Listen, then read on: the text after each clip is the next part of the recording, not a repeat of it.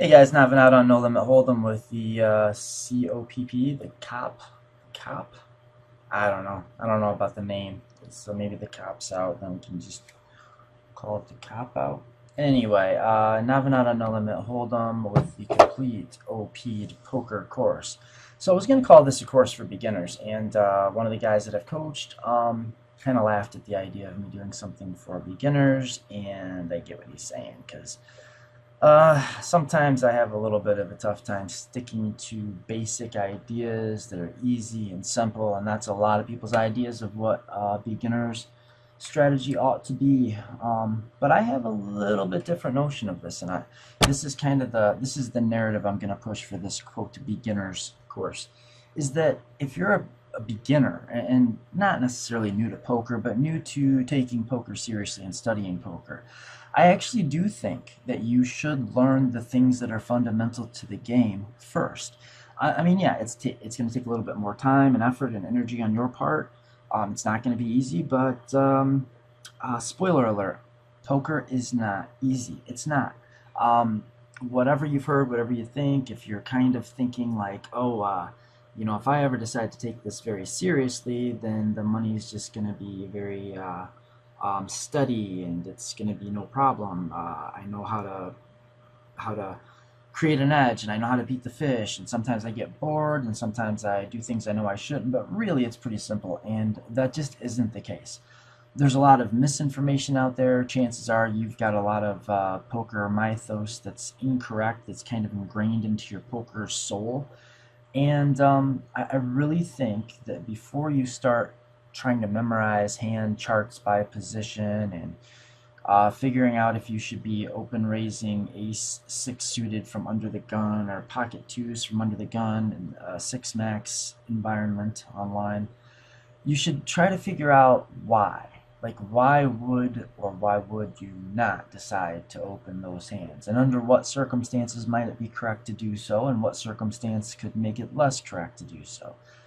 So really, I think if I agree or promise to stick to the fundamentals here, maybe it's really not that bad of an idea for this to be a beginner's video, or maybe we should redefine what it means for something to be the type of material that a beginner should stick with. Instead of sticking with easy things that are not going to help you very much, why don't we stick with the fundamental things? And if it takes a little bit longer to get this stuff down, and you have to spend a little bit more time studying, a little bit less time playing, then maybe that's not such a bad idea. Maybe you should do yourself that favor and don't just, like, I don't know, get some book by some poker player that wrote the book in 2002 and think that you've got the game wired, or you can just kind of go from there, because a lot of the stuff isn't just incomplete. A lot of it is incorrect. And if you're not willing to put the time and effort in to really do it the right way, then you should play with me. Okay, so assuming that you bought all of that, let's start looking at a quick guide to pre-flop. So when I'm talking about the fundamentals, what I'm talking about is, and this is something that my guys that I've coached and that are in my little study group, that they have heard me say and reference many times. That and it's actually a concept I borrowed from Bruce Lee in the book The Tao of Jeet Kune Do, where he talks about understanding the root of a thing instead of counting the leaves or looking at all the branches. And I'm paraphrasing, but he said something like, if I want to find out if a tree is a maple tree, I don't look at every leaf on the tree. If I know the root, I know it's a maple root, then I know that all the leaves are maple leaves. So sometimes we get into this, or I get into this, well, no, me and the guys get into this concept, this idea. We use this as a tool when we're talking. Like, well, I think you're counting leaves. I think you're trying to make lists of all the possible permutations and iterations, and it's hard to get anywhere that way. Like, if you have an idea and I have an idea and they differ, maybe I think I should 3-bet jacks pre-flop, you think that we should flat jacks pre-flop, 6 max online versus an under the gun open raise. So we could take turns listing all of the good and bad things that could happen, but unless you can actually just visualize every single permutation that could possibly exist, then all we're doing is seeing who can write the longest list or say the most things in the smallest amount of time, or just talking past each other. What we really need is we need to learn how to boil things down to their root, to their fundamental level, and be more efficient with the way that we think. And instead of starting with very complicated, or not even complicated, but limited ideas that are examples, like special examples, we need more general examples, more what's the word? We need like, look at what Albert Einstein did with the special theory of relativity. It's like, it was amazing, right? That was really great. As long as nothing was accelerating, as long as it was like moving at a constant rate. But that didn't apply to everything. That was special. What he needed was a general theory of relativity, right? Well, that's what I mean. I mean, like, let's try to boil this stuff down to brass tacks first. Let's try to think of the axioms and then build from there. And I'm going to say that that is something like what it is or ought to be a beginner. We need to ask, like, not what percent of hands should I open and which, like, suited aces do I open and what pocket pairs should I open from what position. But just in general, what are the kinds of things that make hands playable? Like, why do we play some hands but not others? Why do we open hands at all? And if somebody opens, and I mean really specifically open raises, well, then why do we continue against their open, whether we're in the big blind or some seat in between the open raiser and the big blind? Or really, if you want to boil it down, really boil it down, just where does the money come from in this game? If we can figure that out, if we can figure out where does the money come from, then everything else is just going to flow from there. So that would be my redefining of what it is to be a beginner in this game and to really start to learn how to play poker. So really, when you break it down, whether you're talking about pre-flop or not, it doesn't really matter. There's only two ways you can win money. Like in this hand right here, right now, you can get your opponent to relinquish their equity, fold, right? And then you win the pot. If, you get your opposition to relinquish their equity, and then you win the pot. Or you can get your hand to showdown and have it be the best hand. You can get the best hand to showdown. There's only fold equity and showdown value, really. Really when it comes right down to it, that's the only ways that you're going to win money. So everything kind of comes out of that. That's where the money comes from. There's different levels you can look at it. You can take it from different angles, but it all comes down to this. You make money in poker by utilizing and really leveraging these concepts: fold equity, equity pot odds, and implied odds.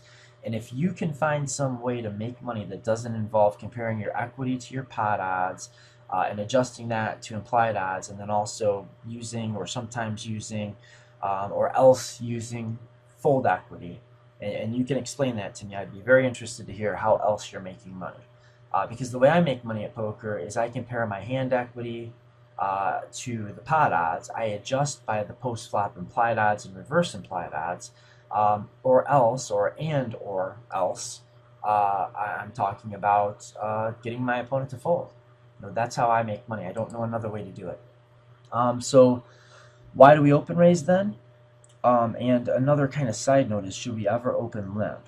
Okay, so the quick answer to should we open limp is, I would say, like, yeah, sure, it could make sense some of the time, especially in some like live low stakes cash games, but I don't think it's a necessary tactic.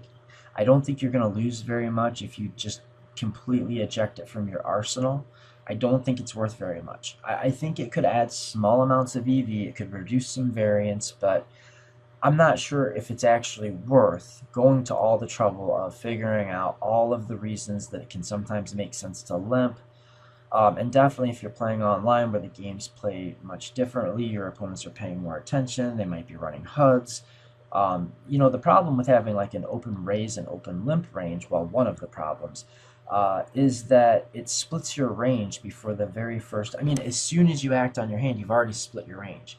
If you're going to have some hands that open limp and other hands that open raise from a given spot, then when you take one action or the other, your opponent can already narrow your range significantly.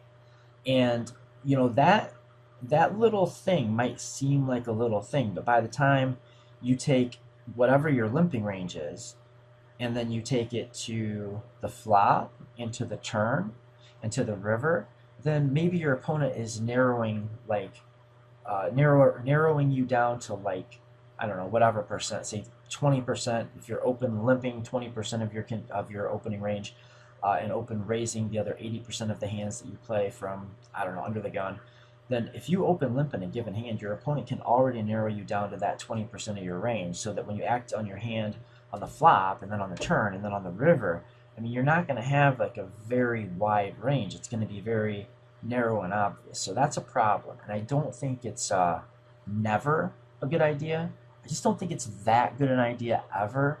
It's often a bad idea, and if you're watching a video on pre-flop poker that's kind of geared towards beginners, or I don't know, like the fundamentals, then chances are right now you'd be better off just not thinking about open limping and sticking with open raise or open fold, because I think you're probably more likely to misapply a concept like open limping than you are to find one of the rare instances where it does make sense. And even when it does make sense, it's still not going to be real bad to open raise instead. So why do we open limp? Should we open limp?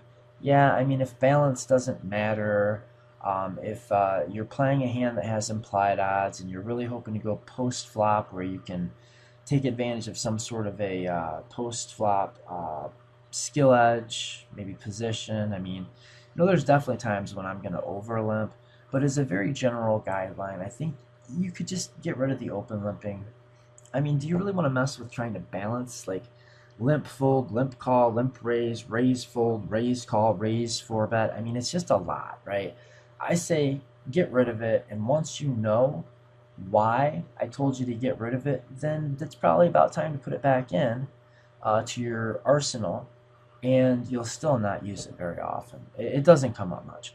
The only time I open limp is when I'm playing live, low stakes cash games. That's it. Like, that's the only time ever, and even then I don't do it much. So should we open raise with range X and spot Y? And I think it's important to think about this as spot Y, not position, but situation. So in order to answer that question, what other questions, what sub-questions, what do we need to know first? We need to know 3 things. We need to know something about our fold equity. How often are we going to be able to steal the blinds uncontested? Because anytime you can open raise and just take the blinds down, that is massively profitable. If you're able to come in for 3 times the big blind and have a reasonable chance of taking down 1.5 bigs, well, if you've ever looked at or ran a HUD or some kind of a tracker, or even read on the forums about such things, you may have heard that like winning at a rate of 6, 7, 8 big blinds per 100 is pretty damn good. Well, if you open raise and take the blinds down right there, you just made 1.5 big blinds in one hand, or 150 big blinds per 100. That's crushing. That's crushing it. It's not a small thing.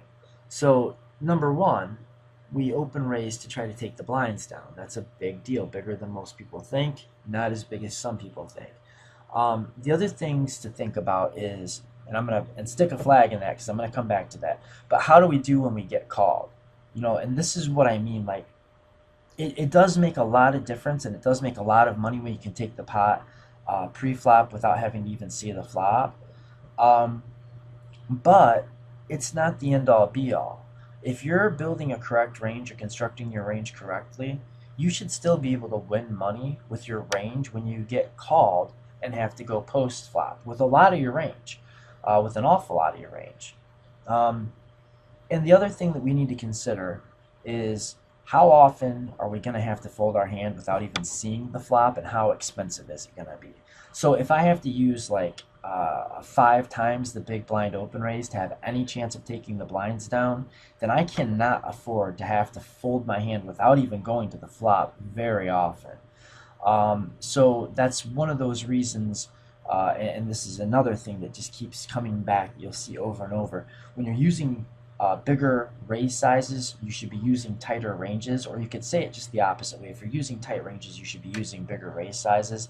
And this is just another one of those reasons. This is an example of that effect sort of manifesting itself, that if you're getting 3-bet a lot, you should be opening a tighter range. And if you have to, because if you're risking a ton of money and you're not going to be able to call a 3-bet and take a flop because like you're playing 100 big blinds, you're out of position, you're having to open to 6 times the big blind, so a 3-bet's going to be like, I don't know, 15 to 20 bigs.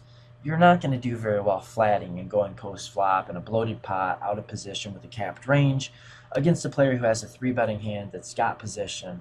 It's going to be bad. So if you're going to be opening to that huge sizing, then you have to do so with strong hands so that you don't have to fold very often when somebody does come back over the top of you, and for a lot of other reasons that will become, I think, apparent as we move through this material and beyond it. So why are we really open? We really open to take the blinds down, and we open for value.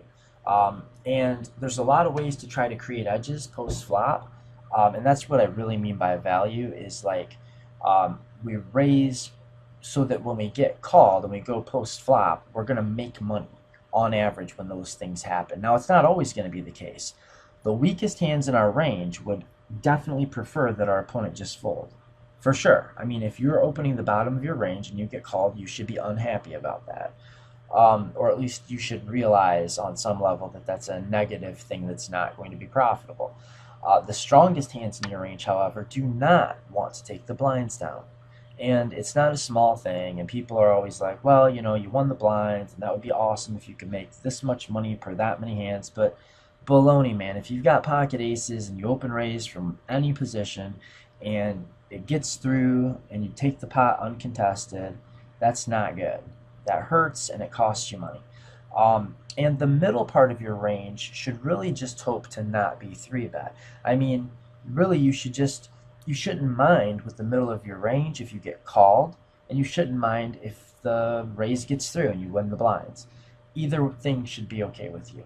If you open like ace-jack suited in a 6-max game, you're playing 6-max online, like NL 20 or 50, and even NL10, NL5, and you're opening ace-jack suited, and it gets through, you should be just fine with that, and if you get called, you should be just fine with that. What you don't want is you don't want to face a 3-bet. And you can kind of look at that as a way to check yourself. Like, if you're in the middle of your range and you raise and get 3-bet, if you're like fist pumping, then something's not right with the way you're looking at things or your range construction. Or you could look at it in the opposite light, that if you open raise with something that's like the middle of your range and you just take the blinds down and you're really upset and you think, well, that sucks, I would have done a lot better if I would have got some action there, then probably your range isn't wide enough. I mean, really, the weakest hands in your range are almost bluffs, and bluffs should basically break even. And so if your bluffs are going to break even, and some of the times you're going to get called, and if the bottom of your range is something like a bluff, then the times when you get the raise through, the open raise through, and you just take the blinds down, that's obviously valuable. And so if that's valuable, and sometimes you get called and don't just take the blinds down, and you're breaking even, then when you do get called, that has to be negative EV. Well, with I don't mean at that exact moment. I mean like you would have preferred at that point had you like to be able to go back in time and just fold. Okay, so the weakest hands in your range should break about even, and therefore you're going to do better by taking the blinds down and locking up an auto profit than going post flop at probably at a disadvantage, a slight disadvantage, hopefully, but a disadvantage nonetheless. The strongest hands in your range should be very happy to get action and not mind even facing a 3-bet, and the middle parts of your range should be happy to take the blinds down or indifferent to taking the blinds down, happy to get called, happy to play a pot, but not so happy when they get 3-bet. And if not, then there's something wrong with the way you're thinking or something wrong with the way you're building your pre-flop ranges. Take a look at this. This is something that I'm going to take credit for. I don't remember anyone telling me this. I think this is something I figured out on my own, and I believe it's correct. And that is that the weakest hand in your open range should break even, or approximately break even. If not, then this Navonod Theorem, this is something I'm going to take credit. I'm giving myself the credit for this, and I'm going to call it Navonod Theorem. So the old NT, the Nav theorem, it causes or creates, or it really requires there to be an inverse correlation between the width of the range and the size of the raise, something that I kind of came to on my own also. I've heard other people talk about it since, but at least I developed this sort of independent of others. That if you're basically the weakest hand in your open range, and I mean the weakest hand of each category, like the weakest pair, the weakest ace, the weakest suited connector, depends on where you're at, like where you're opening from, but whatever the worst hand in each hand category is, it should break even. It should be like you should be indifferent to opening it or not. Like you should make just as much, it should break even in a vacuum, but it should just add value to your range at large. So maybe in a spot maybe you're playing some kind of like 14% range and you're thinking maybe I should be playing like 15%, I should splash a couple more hands in, and you're deciding between 9-8 suited and like queen 10 offsuit, or queen jack offsuit and 10-9 suited, something like that. And best you can tell, they're going to break about even in a vacuum, and it's not clear to you that one hand is any better than the other objectively. Then if they're both going to just about break even, then you should use whatever hand is going to give you better board coverage. If you've already got a bunch of hands in your range that contain a queen or a 10 or a jack, then go with the suited connector, so you cover more boards. That's going to add value to your range, even though it's break even on its own. And if the weakest hand in your range is not breaking even, then your range is wrong, period. If you're making a lot of money with the worst hands in your range, then you're not opening enough hands. Like if you're making 5 big blinds per 100 on your weakest open, then there's a lot of hands that would make 4 and 3 and 2 and 1 big blind per 100, and some hands that would make about nothing but add value to your range at large or as a whole that you're not opening, and that's a mistake. And if your weakest hand or the weakest hands in your range are losing money, then you should not be opening them. There's no loss leaders. You should not be losing money with some hands in your range in order to benefit the rest of your range. That's bad poker. Every hand you play should be profitable, even in a vacuum. So weakest hand in your open range should break. Navonod Theorem requires an inverse correlation between the width of the range and the size of the raise, meaning kind of because of the fact that the weakest hands you're opening should break even, that causes or correlates with the wider you open, the smaller your sizing, or the bigger your sizing, the tighter your range. This correlation exists because if the weakest hand in your range is king jack offsuit, then there is some amount of money that you can raise where you're not going to get called by second best hands, and therefore you are essentially turning that hand into a bluff. Right? With me? Now, if you keep that same hand, but you reduce the open raising size, now you're going to get called more often. And that means that some of the hands that call you are going to be beat by you. So now you've taken a hand that was a bluff and turned it into a value hand. How? By reducing the raise size. Okay, so does that mean we should just raise super tiny so it turns all of our hands into value hands? No, it doesn't mean that. What you should be looking to do is you should try tightening your range whenever you're getting called very often and you're not getting your raises through very often. You use a tighter range, bigger raise size. Now, when you have too much fold equity and you're not getting called often enough, then you should start reducing the sizing. And remember this correlation between sizing and the tightness or width of the range. We should be adjusting our range accordingly. And the proof to that is, if your weakest hand is very profitable, you're not opening enough. And if your strongest hand, if your weakest hand is losing money, then you shouldn't be opening that hand at that raise size. And that really is the end of the debate. Now, if you don't understand that, that's okay. Maybe I didn't explain it that well. I'm trying to get through this material fast, which actually turns out to be a harder thing than I thought it was going to be. But thank you for watching part 1 of the overpowered poker pre-flop section. Coming back with part 2 real soon. Navonod over and out. Good quote, L-U-C-K end quote.